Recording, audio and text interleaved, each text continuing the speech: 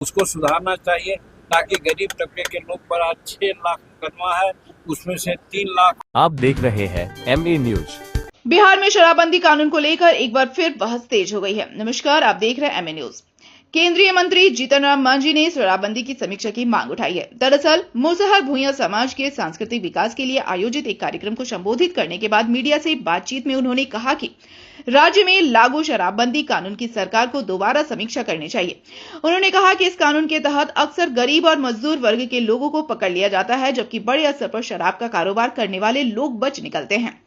केंद्रीय मंत्री ने यह भी कहा कि अगर कानून का सही तरीके से पालन नहीं हो रहा है और इसका असर गरीबों पर ज्यादा पड़ रहा है, तो सरकार को इस पर गंभीरता से विचार करना चाहिए। अब देखना होगा कि केंद्रीय मंत्री के इस बयान के बाद बिहार की राजनीति में क्या नई बहस छिड़ती है और सरकार इस पर क्या रुख अपनाती है। सर, चिराग जी को आज आपने चैलेंज किया है सीटों को लेकर। कौन कह दिया कि चिराग को हमने ये किया है? 29 सीटों को लेकर सर आपने किया? नहीं, कोई किसी को चैलेंज मैंने नहीं किया है। चैलेंज अपने को किया है कि तुम लोग जब सतर्क रहोगे तो तुमको भी काफी सीट मिलेंगे और राजनीति में भागीदारी मिलेगी। जानबूझकर कम सीट दिया गया था सर आपको? अभी तुम्हारी अपनी बात है। सर, बिहार में शराब चालू होनी चाहिए सर।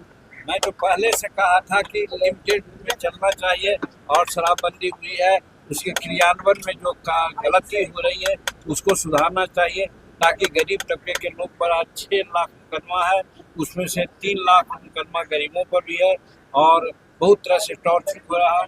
और दूसरे तरफ करोड़ों लीटर शराब बनाने वाला लोग बच पा रहा है और पाव भर शराब पीने वाला पकड़ा रहा है। ये नीति में समीक्षा होनी चाहिए सर।